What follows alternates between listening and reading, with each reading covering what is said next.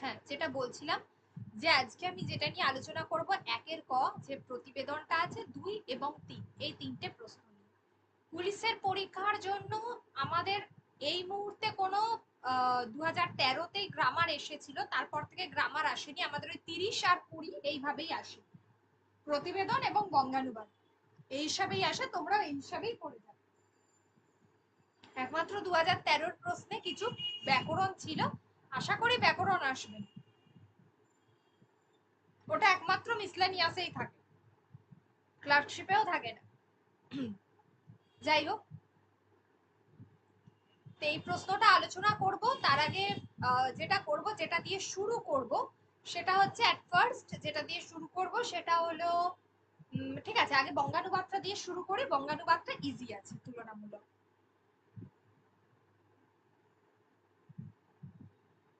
বঙ্গানুবাদটা কি বলছে?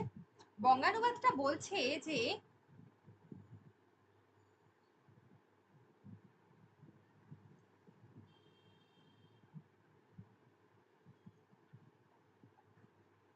কি হয়েছে, জয়েন করা যাচ্ছে না? হ্যাঁ এখন হলো। এই তো মনীষা হয়েছে জয়েন, ঠিক আছে। আচ্ছা, বঙ্গানুবাদ যেটা বলছিলাম যে বঙ্গানুবাদটা কি করতে হবে আমাদের। বঙ্গানুবাদটা একদম সহজ আছে, খুব একটা কিছু কঠিন নয়। প্রথমেই বলছে যে self help is a great virtue in a man. ঠিক আছে, মানুষের মধ্যে এই যে অন্যকে কি বলবো সাহায্য করা, অর্থাৎ কিনা স্বনির্ভরতা, নিজের ওপর নির্ভর করা, যে নিজেই নিজেকে সাহায্য করতে পারে, সেটা হচ্ছে একটা বড় গুণ, সেটা থাকাটা একটা মহৎ গুণ। তাহলে মানুষের একটি মহৎ গুণ হচ্ছে স্বনির্ভরতা। It gives him enough courage, যেটা মানুষকে কি করে, আচ্ছা গ্রেট ভার্চু, একটা মহৎ গুণ। আমরা পড়ি না যে honesty is the great virtue, সেই জিনিস। ইট গিভস হিম এনাফ মানে পর্যাপ্ত, পর্যাপ্ত কি দেয়, কারেজ অর্থাৎ কিনা সাহস, যা মানুষকে কি করতে পারে, সাহস দিতে পারে, কিসের জন্য, to face the task of his life boldly, যাতে সে খুব জীবনে সবকিছু প্রতিবন্ধকতার বিরুদ্ধে যেন সে মুখোমুখি দাঁড়াতে তাকে সাহস যোগায়, ঠিক আছে, বা তাকে খুব জীবনে বোল্ডলি কথাটা অ্যাকচুয়ালি যেটা হয় যে অ্যারোগেন্ট, উদ্ধত ভাবে, কিন্তু এক্ষেত্রে তো উদ্ধত নয়, যে কোনো প্রতিবন্ধকতার বিরুদ্ধে যে ফেস করতে বলা, যে কোনো কঠিন সময়ের বিরুদ্ধে তাকে মুখোমুখি দাঁড়াতে তাকে সাহায্য করে, কি সাহায্য করে বা সাহস যোগায়, সেটা কি না, সেটা হচ্ছে এই স্বনির্ভরতা। তাহলে এই ক্ষেত্রে বাক্যটা কি হবে, বাক্যটা কিন্তু আমরা এইভাবে শুরু করব না যে ইট গিভস হিম এনাফ কারেজ, ইহা বা স্বনির্ভরতা তাদেরকে বা তাকে কি করে না, এনা পর্যাপ্ত সাহস যোগায় মুখোমুখি হবার জন্য। একদমই এটা আমরা ব্যবহার করব না, আমরা এইভাবে ব্যবহার করব যে যা প্রথমে লিখবো আমরা, মানুষের একটি মহৎ গুণ হলো স্বনির্ভরতা দাঁড়ি, যা মানুষকে জীবনের প্রতিবন্ধকতার মুখোমুখি দাঁড়াতে সাহস যোগায়, যা মানুষকে জীবনের প্রতিবন্ধকতার মুখোমুখি দাঁড়াতে, জীবনের প্রতিবন্ধকতার মুখোমুখি দাঁড়াতে সাহস যোগায়।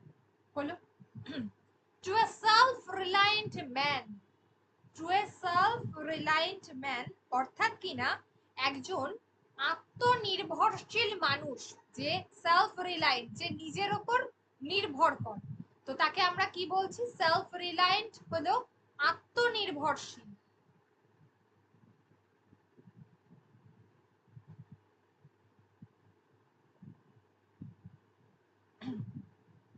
একজন আত্মনির্ভরশীল মানুষ, to a self reliant man life is a great adventure, অর্থাৎ কিনা আত্মনির্ভরশীল মানুষের কাছে জীবনটা খুবই রোমাঞ্চকর। He carries out all his plans with determination, determination মানে হচ্ছে দৃঢ় সংকল্প বা দৃঢ়তা, তাই তো, দৃঢ় সংকল্প অথবা দৃঢ়তা। তাহলে এখানে কি হবে, যে সে দৃঢ়তার সাথে সকল পরিকল্পনা রূপায়ণ করতে পারে। সে দৃঢ়তার সাথে সকল পরিকল্পনা রূপায়ণ করতে পারে। হিজ প্ল্যানস, প্ল্যানস হলো পরিকল্পনা, তার রূপায়ণ করতে পারে, ঠিক আছে। হি ক্যারিজ আউট মানে তাকে, ম্যাম বাস্তবায়ন হবে? হ্যাঁ বলো।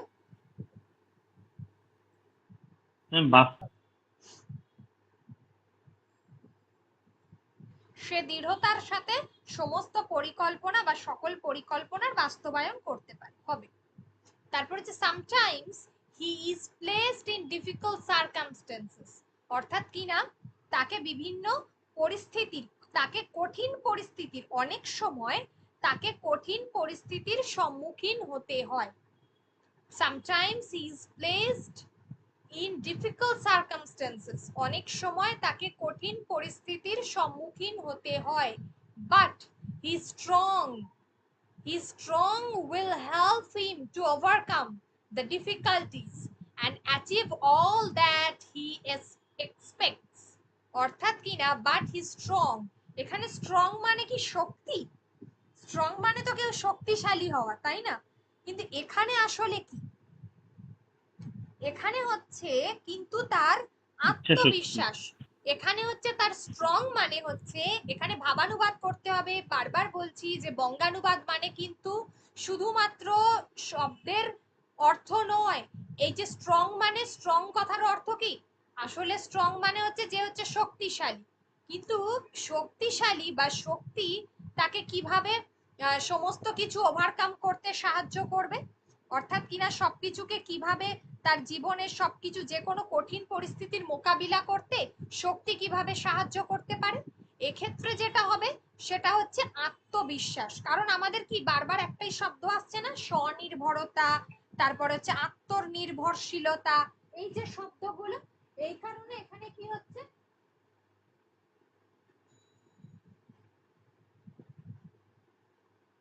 স্বনির্ভরতা, আত্মনির্ভরশীলতা, সেই জন্য এখানে হচ্ছে যেটা আত্মবিশ্বাস।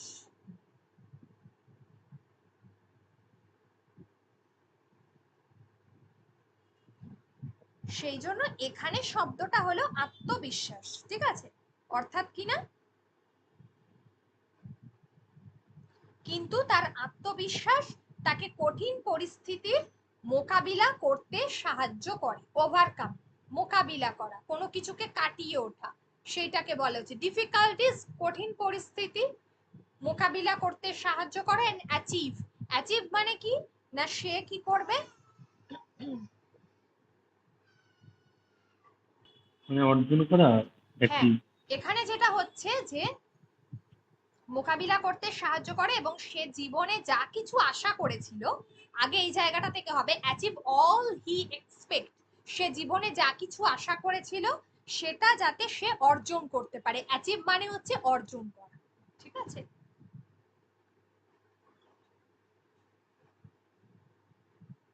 ডিফিকাল্টিজ মানে হচ্ছে কঠিন পরিস্থিতি,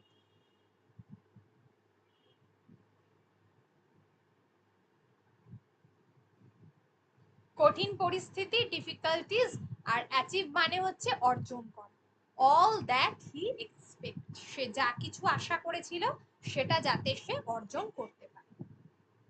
তারপরে বলছে হিমস ইমারসন, এই ইমারসন হচ্ছেন একজন ভদ্রলোক, একজন ব্যক্তি, কল সেলফ রিলায়েন্স, যিনি কি বলছেন সেলফ রিলায়েন্সকে বা আত্মনির্ভরশীলতাকে বা আত্মনির্ভরতাকে, এখানে দুটো শব্দই হতে পারে, একটা আত্মনির্ভরশীলতা আর একটা হচ্ছে আত্মনির্ভরতা, কি বলছেন তাকে, the essence of heroism, heroism মানে হচ্ছে বীরত্ব, জীবনে বীরত্ব, বীরত্বকে হিরোইজম বলা হয়, আত্মনির্ভরতাকে বীরত্বের জন্য অপরিহার্য বলেছেন, এসেন্স মানে হচ্ছে অপরিহার্য, যেটা খুবই প্রয়োজনীয়, অপরিহার্য, প্রয়োজনীয়, এগুলো সব হতে পারে। And the first secret of success, এবং সাফল্যের প্রথম গুপ্ত পন্থা বলে উল্লেখ করেছেন। সাফল্যে, সাকসেস মানে হচ্ছে সাফল্য, আর ফার্স্ট সিক্রেট, সিক্রেট মানে তো গুপ্ত, কিন্তু গুপ্তটা কি? গুপ্ত হলো এখানে হচ্ছে পন্থা, পথ। সাফল্যের প্রথম গুপ্ত পথ বলে এটাকে উল্লেখ করেছেন। কাকে? না স্বনির্ভরতাকে, বা সরি আত্মনির্ভরশীলতাকে বা আত্মনির্ভরতাকে। কে উল্লেখ করেছেন? এমারসন। এমারসন যিনি উল্লেখ করেছেন বা বলেছেন। ঠিক আছে, এবার বলো কারোর যদি কোনো মিনিং এ কোনো জায়গায় অসুবিধা হয়। বঙ্গানুবাদটা কঠিন লেগেছে কি? ভাবার্থটা রয়েছে মাত্র 75 থেকে 76টা ওয়ার্ডে। উত্তর আমি সবাইকে দিয়ে দেবো, আমি আগে বুঝিয়ে দিই পড়াটা, উত্তর দিয়ে দিচ্ছি ক্লাসের পরে।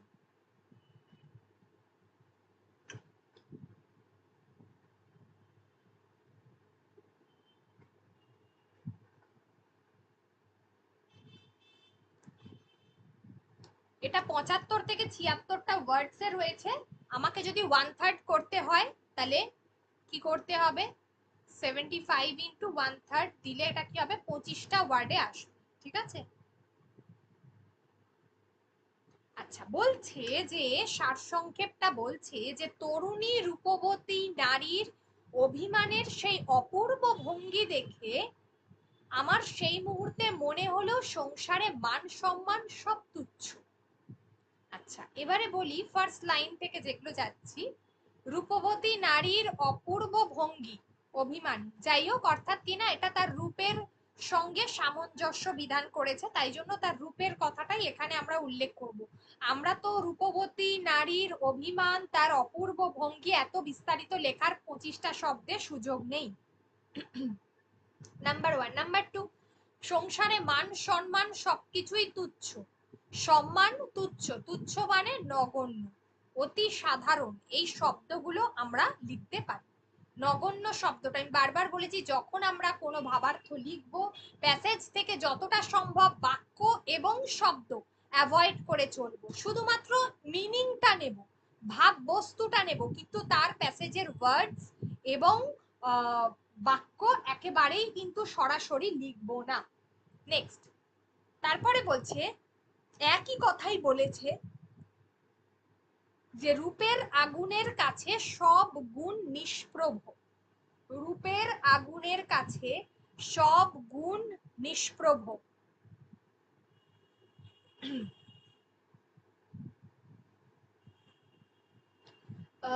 রূপের আগুনের কাছে সব গুণ নিষ্প্রভ, অর্থাৎ কিনা রূপের কাছে গুণের কোনো কদর নেই। পুড়ে মরার মতো সুখ আর নেই। এখানে পুড়ে মরা মানে ওই আগুনে পুড়ে মরা নয়, রূপে পুড়ে মরা। ঠিক আছে, জ্বলে মরার মতো নেই আনন্দ। পুরুষের শুধু সৃষ্টি নয়, অনাসৃষ্টি, অর্থাৎ পুরুষের এই যে সে যে ইন্দ্রিয় পরায়ণ, সেটাই বলা হয়েছে যে এটার মধ্যে অনাসৃষ্টি রয়েছে। যে সব খোয়াতে জানে না, যে মানুষ সব খোয়াতে জানে না, হারাতে জানে না, সে শুধু আধখানা পায়, মানে সে জীবনের সবকিছু পায় না। সে কি করে? নিজের বিত্ত বিভব মানে নিজের সম্পত্তি, সম্পদ, এইটাকে পাহারা দেয়। আর সেটা হচ্ছে যক। যক মানে এক কথায় আমরা যেটাকে বলবো সম্পদ। যক কথার অর্থ হলো সম্পদ, যখের ধন।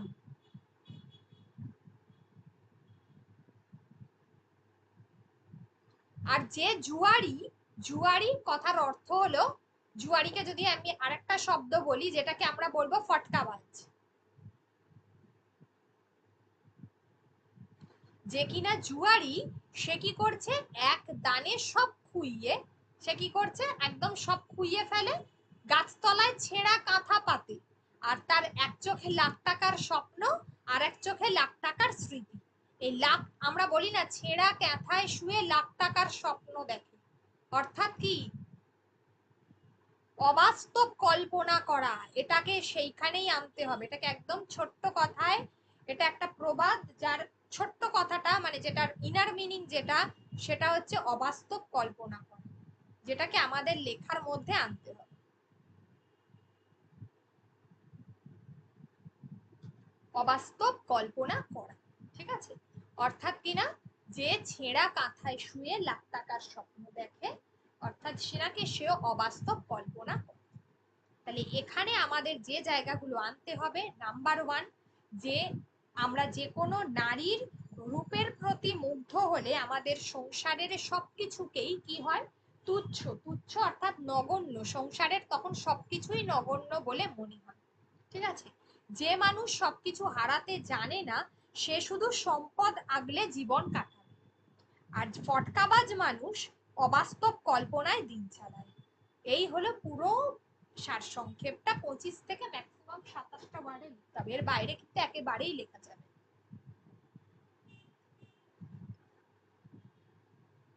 আর এটাকে এই ছোট করা, যেটা সব থেকে খুব সমস্যা হয় ভাবার্থর ক্ষেত্রে, যে যে কোনো ভাবার্থ যদি ছোট হয় সেটাকে কিন্তু আরো ছোট করে লেখাটা, এই 20টা ওয়ার্ডে বা 22টা ওয়ার্ডে লেখাটা খুব ডিফিকাল্ট।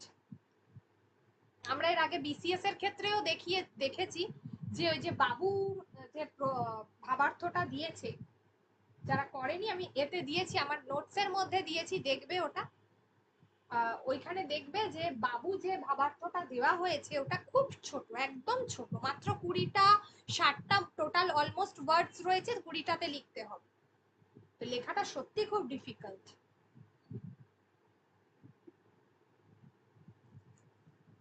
তাহলে এক্ষেত্রে একদম আমি প্রথমে সেন্টেন্সটাকে গুরুত্ব দেব, কারণ রূপের কাছে সবকিছুই নিষ্প্রভ, এই একই কথা বলেছে। মানে আমরা প্রথম লাইনেই বলে দিয়েছি, যুবতী নারীর যে রূপে মুগ্ধ হলে সংসারের সকলকেই নগণ্য বলে মনে হয়, তখন ওই পুড়ে মরার মতো সুখ আর নেই, জ্বলে মরার মতো নেই আনন্দ, এত কিছু লেখার আর কোনো স্কোপই নেই। ঠিক আছে, তখন সবকিছুকেই নগণ্য বলে মনে হয়, ওর ভেতরেই মানুষ সবকিছু খোঁজে। তাহলে এটাই 1 নম্বর বাক্য হবে।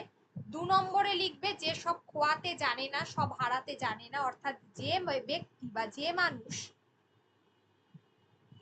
সব হারাতে জানে না, ঠিক আছে, সে শুধু এই আধখানা পায় তা নয়, এটা লেখার দরকার নেই, সে শুধু সম্পদ আগলে, সম্পদ মানে কি জগ, সে সম্পদ আগলে জীবন কাটাবে, নিজের সারা জীবনটা কাটে। আর যে জুয়ারি, আমি আগেই বলেছি জুয়ারি কথার অর্থ হলো ফটকাবাজ। এই জায়গাগুলো শিখতে হবে যে আমি কোন ওয়ার্ডসের পরিবর্তে কোন শব্দটা ব্যবহার করব, আবার সেই শব্দের অ্যাপ্রোপ্রিয়েট ওয়ার্ড হতে হবে সেটা।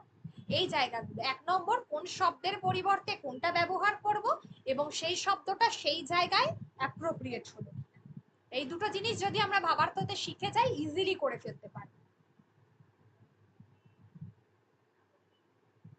ফটকাবাজ মানুষ অবাস্তব কল্পনায় দিন চালায়। অবাস্তব কল্পনা করা, ওই ছেঁড়া কাঁথায় শুয়ে লাখ টাকার স্বপ্ন দেখায়, পুরো এত বড় বাক্যটাকে এই বলেই দিয়েছে যে অবাস্তব কল্পনা। ওই যে এক দানে সব খুইয়ে গাছতলায় ছেঁড়া কাঁথা পাতে, আর এক চোখে লাখ টাকার স্বপ্ন, আর এক চোখে লাখ টাকার স্মৃতি।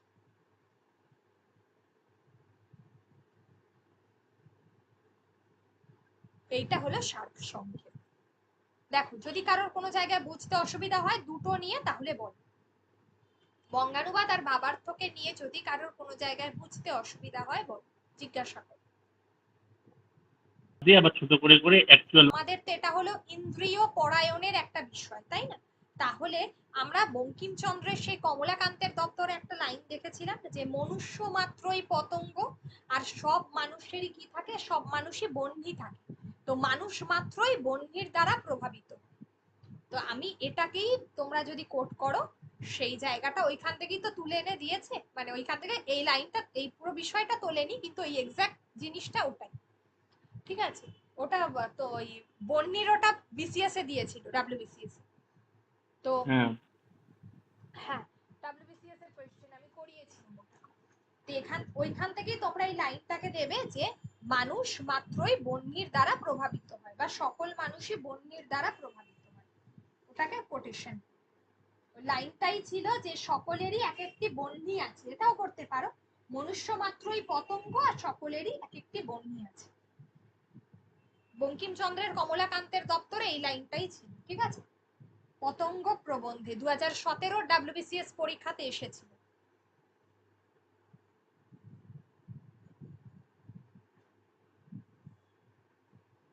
মনুষ্য মাত্রই বহ্নির দ্বারা প্রভাবিত হয়, এটাকে শিরোনাম করবে।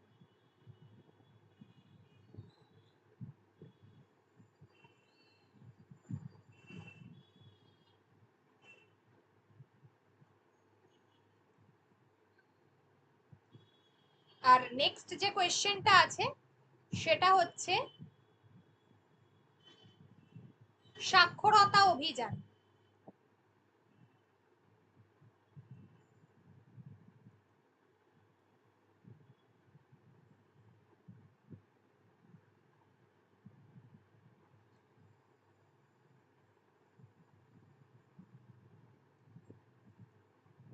দেখ, উত্তরগুলো আমি সব লিখে দিয়েছি, কেমন? এই যে, মনুষ্য মাত্রই বন্যির দ্বারা প্রভাবিত হয়।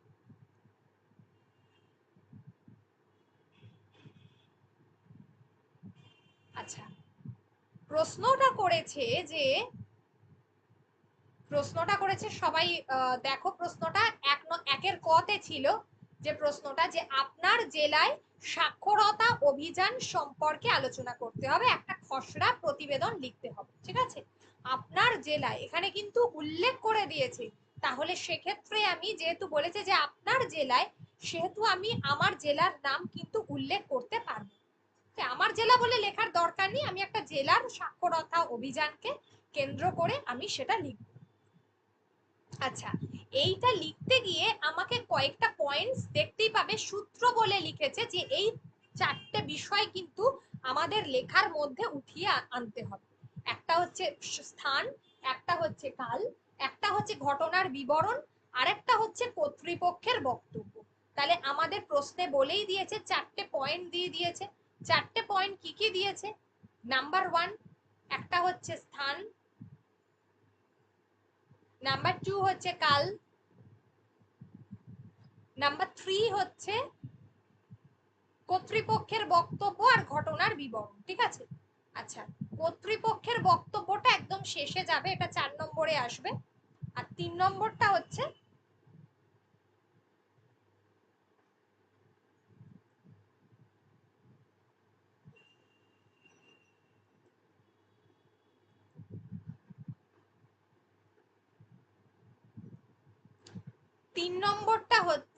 যে সরি, 3 নম্বরটা হচ্ছে ঘটনার বিবরণ, ঠিক আছে?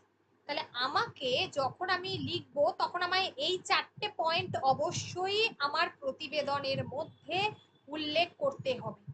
এই চারটে পয়েন্ট আমি যখনই লিখবো তখনই আমাকে আমার প্রতিবেদনের মধ্যে কিন্তু উল্লেখ করতে হবে। বি কেয়ারফুল, আমি নিজের মন করা লিখে দিয়ে চলে যাব না। আচ্ছা, ফার্স্টেই বলছে যে একটা শিরোনাম দিতে হবে। প্রশ্নটা করেছে সাক্ষরতা অভিযান। এবার আমি বলি যে বর্তমানে সাক্ষরতা অভিযানের নতুন, এটা একটা, এই যে সাক্ষরতা অভিযান, যেটা প্রধানমন্ত্রীর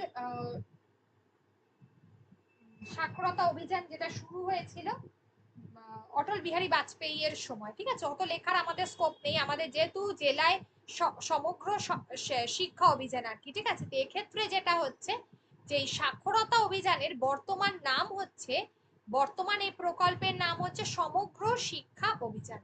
ওকে, সমগ্র শিক্ষা অভিযান, এটা হচ্ছে বর্তমানে এই সাক্ষরতা অভিযানের প্রকল্পের নতুন নাম।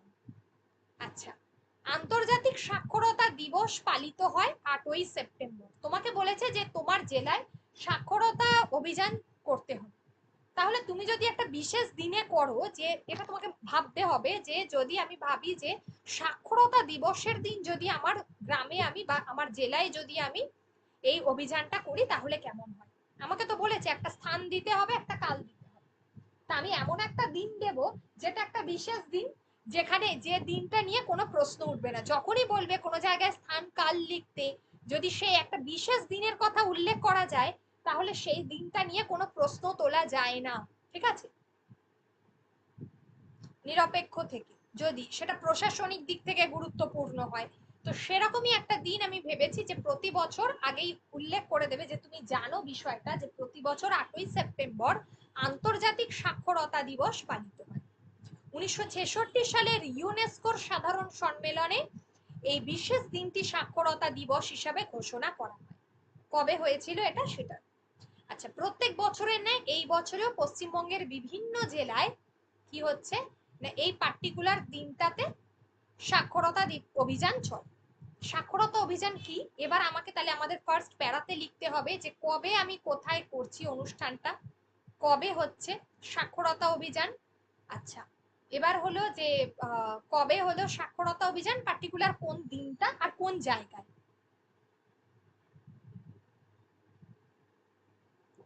এখানে আমি বলেছি বীরভূম ডিস্ট্রিক্টের কথা আমি তুলে ধরেছি। কেন বীরভূম? না আমি তো অন্য কোনো ডিস্ট্রিক্টের কথা তুলতে পারতাম। তুলনামূলকভাবে বীরভূম জেলা সাক্ষরতার দিক থেকে একটু পিছিয়ে পড়ে, ঠিক আছে, তুলনামূলকভাবে।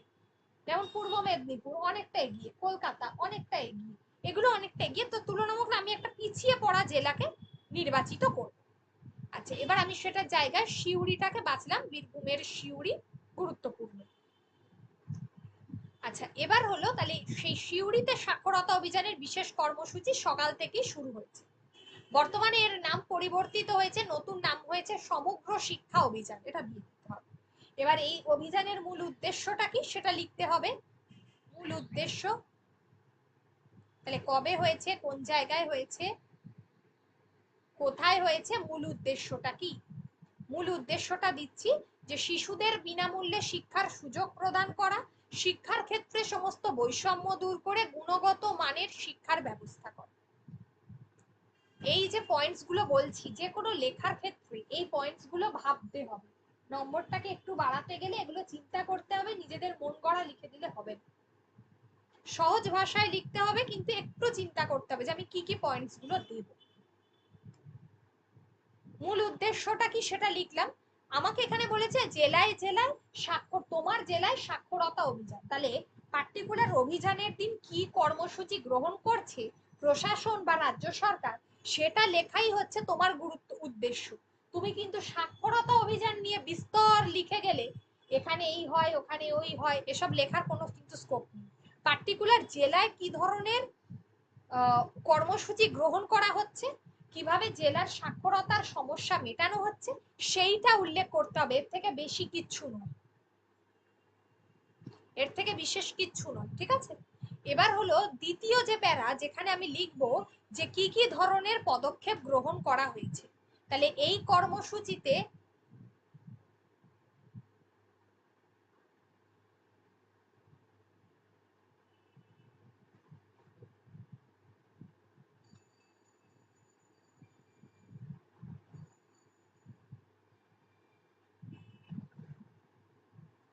কি ধরনের পদক্ষেপ গ্রহণ করা হয়, এই কর্মসূচিতে কি ধরনের পদক্ষেপ গ্রহণ করা হয়। ফার্স্ট অফ অল, সাক্ষরতা অভিযানের মূল উদ্দেশ্য হচ্ছে জেলাগুলোকে শিক্ষা সামগ্রী দেওয়া, পরিকাঠামো দিয়ে সাহায্য করা, নইলে চলবে কি করে। যদি আমি কাউকে লেখাপড়া শেখাই তো সে তো প্রথম দিন শিখতে চাইবে না, কারণ বয়স্ক শিক্ষারও একটা ভূমিকা রয়েছে। সাক্ষরতা অভিযানে অনেক কিছু পড়ে, সর্বশিক্ষাও এর মধ্যে অন্তর্ভুক্ত করা হয়, ঠিক আছে। স্বাক্ষর ভারত মিশন প্রকল্পে বীরভূম জেলায় 1 কোটি টাকা বরাদ্দ হয়। 1990 সালে রাজ্য জুড়ে প্রথম সাক্ষরতা অভিযান শুরু হয়েছিল। তো বীরভূম জেলার প্রতিটি গ্রাম পঞ্চায়েত এবং পুরসভা এলাকায় সাক্ষরতা কেন্দ্র গড়ে তোলা হয়। কি কি কর্মসূচি গ্রহণ করা হচ্ছে, বি কেয়ারফুল। জেলার আধিকারিকদের দাবি যে জনগণনা অনুযায়ী এই জেলায় সাক্ষরতার হার অনেকটাই বেড়েছে।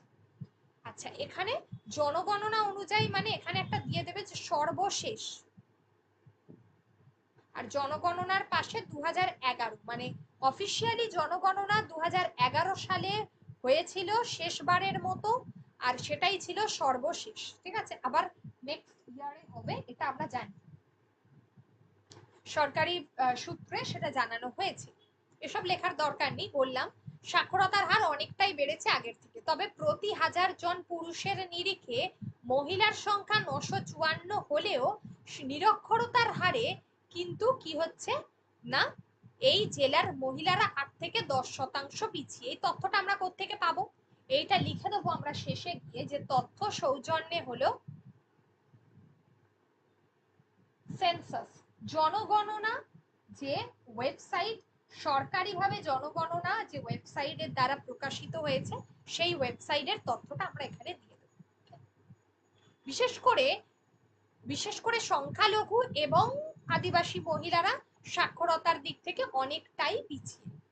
সর্বশেষ জনগণনা অনুযায়ী বীরভূম জেলায় সাক্ষরতার হার হচ্ছে কত সেটা দিতে হবে, ঠিক আছে। এই তথ্যগুলো দরকার জেনে রাখা। সাক্ষরতা অভিযানে সমাজের প্রবীণ নাগরিকদের সাক্ষরতার গুরুত্ব অনুষ্ঠানে বিস্তারিতভাবে আলোচনা করা হয়। জনসচেতনতামূলক বিভিন্ন জনচেতনামূলক বিভিন্ন কেন্দ্র গড়ে তোলা হয়, সেখানে প্রেরক নিযুক্ত করা হয়। এগুলো অর্থাৎ কিনা মানুষকে শিক্ষার আলোয় নিয়ে আসবার জন্য সরকারি প্রকল্পগুলো, মানে একাধিক যে সরকারি প্রকল্প আছে সেগুলো সম্পর্কেও আলোচনা করেন কারা, সেগুলো সম্পর্কে আলোচনা করেছেন আধিকারিকেরা, সেগুলো সম্পর্কেও আলোচনা করেছেন আধিকারিকেরা। তারা জানান প্রকৃত শিক্ষার মধ্যে দিয়ে জেলার সার্বিক উন্নতি সম্ভব। তারপরে হচ্ছে একদম শেষে গিয়ে হলো যেটা হচ্ছে মানে আমরা যে কর্মাধ্যক্ষ বা যেটা বললাম যে যারা পদাধিকার আছেন, যারা আধিকারিক আছেন তাদের বক্তব্য। একদম শেষে গিয়ে প্রশাসনিক আধিকারিকদের এই বিষয়ে কি বক্তব্য সেটা জানাটা দরকার। তো এখানে কে জানাচ্ছেন না অতিরিক্ত জেলা শাসক, তিনি জানিয়েছেন কমাদেব এখানে একটা স্বাক্ষর কর্মসূচির মধ্যে দিয়ে, স্বাক্ষর ভারত কর্মসূচির মধ্যে দিয়েই জেলার পিছিয়ে পড়া মানুষদের স্বাক্ষর করা হবে। নব্য স্বাক্ষরদের অর্থনৈতিক সাক্ষরতা দেওয়াই প্রশাসন তথা সরকারের লক্ষ্য বলে তিনি জানিয়েছেন। অর্থাৎ যারা পিছিয়ে পড়া মানুষ তাদের তো স্বাক্ষর করতেই হবে, ইনক্লুডিং হচ্ছে যারা নব্য স্বাক্ষর, যারা অর্থনৈতিক সাক্ষরতা দেওয়াই তাদের কিন্তু একমাত্র লক্ষ্য বলে তিনি জানিয়েছেন।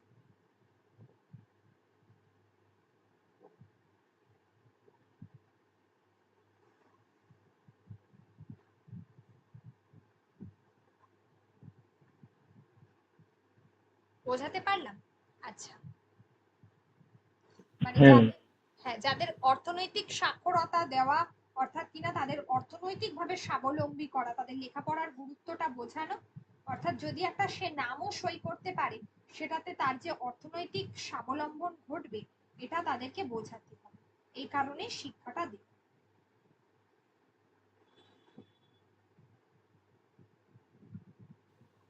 আমার একটু জিজ্ঞাসা আছে। হ্যাঁ, তথ্য সৌজন্যে গুগল থেকে প্রাপ্ত ভারত সরকারের জনগণনা সংক্রান্ত অফিসিয়াল ওয়েবসাইট, এটা অবশ্যই দেবে। আর একদম প্রথমে চলে এসো, এখানে নিজস্ব সংবাদদাতা,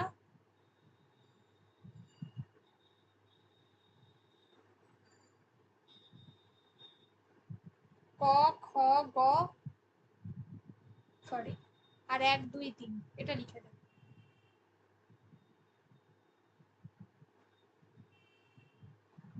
ক খ গ আর 1 2 3 বলে এখান থেকেই লেখাটা শুরু করব, ঠিক আছে? এরপরে হচ্ছে শিশু শ্রমের বিষয়টা রয়েছে, শিশু শ্রমটা লিখতে হবে। নেক্সট দিনকে যেটা আমি পড়া দেব সেটা হচ্ছে যে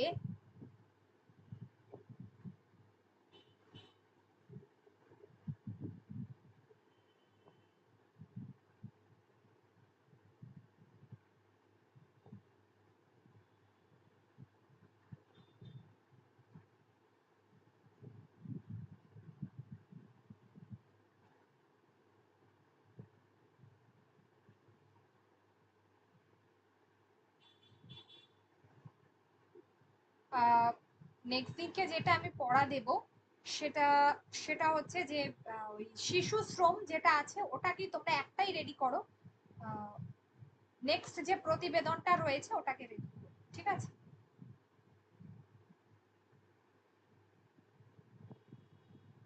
দাঁড়াও 1 মিনিট বলে দিচ্ছি কি দিয়েছে একবার দেখে নি।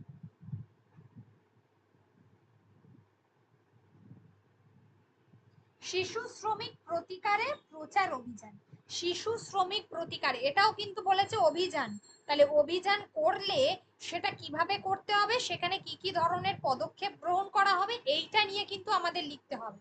শিশু শ্রমিক কোন দেশে কত শিশু শ্রমিক ব্যবহার করা হচ্ছে, কি হয় শিশুদের দিয়ে কি কি কাজ করানো হয়, এসব লেখার কিন্তু কোনো জায়গা নেই।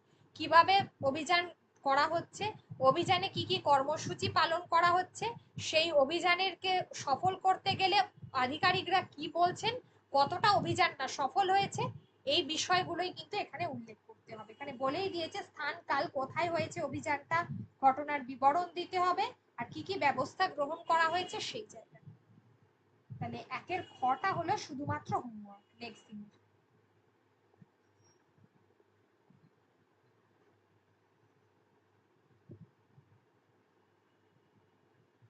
এখানে যতগুলো আছে আমি পরপরই করাবো। যদি কারোর কিছু জানার থাকে দেখবে। আর সেভ ড্রাইভ সেভ লাইফ, এটা দেখবে তোমাদের নোটসে দেওয়া আছে, আমি দিয়েছি প্রত্যেকের কাছে। ওই আস্তে চালান জীবন বাঁচান বলে একটা দেখবে প্রতিবেদন দেওয়া আছে ওই নোটটাতে, স্টাডি মেটেরিয়ালসটাতে। ওখানে দুটোই দেওয়া আছে, পরিবেশ দূষণটাও দেওয়া আছে, তবে আমি একটু আধটু চেঞ্জ করে লিখে দেবো। সেভ ড্রাইভটা তো বলেই দেবো, ওই দুটোই দেওয়া আছে, একবার দেখবে। আর লাস্টেরটা জৈব চাষের সাফল্য, এগুলো করিয়ে দেবো। আর ফ্লোরেন্সটাও মনে আমি করিয়ে দিয়েছি, ফ্লোরেন্সটা ওখানে হয়তো করানো আছে, কিন্তু এক্সাক্ট ওরকম না থাকলেও আমি করিয়ে দেবো। ফ্লোরেন্সটা থেকে দেওয়া হয়েছে, হ্যাঁ এটাই দেওয়া আছে, এটা মিসলেনিয়াসও এসেছিল এই কোয়েশ্চেনটা। এটা দেখবে ফ্লোরেন্সেরটা, এটা কত সালের প্রশ্ন? 2020 2020 সাব ইন্সপেক্টরের কোয়েশ্চেন, কিন্তু যে বঙ্গানুবাদটা এসছে ওটা কিন্তু মিসলেনিয়াসে আগে এসেছে, 2007-08 সালে মিসলেনিয়াসে এসেছে।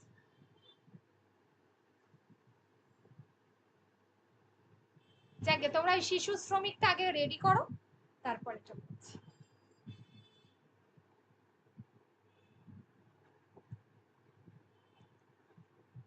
ঠিক আছে।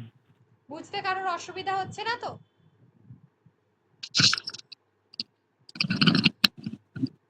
সবাইকে কিন্তু লিখতে হবে। তানিয়া কিছু বলবে?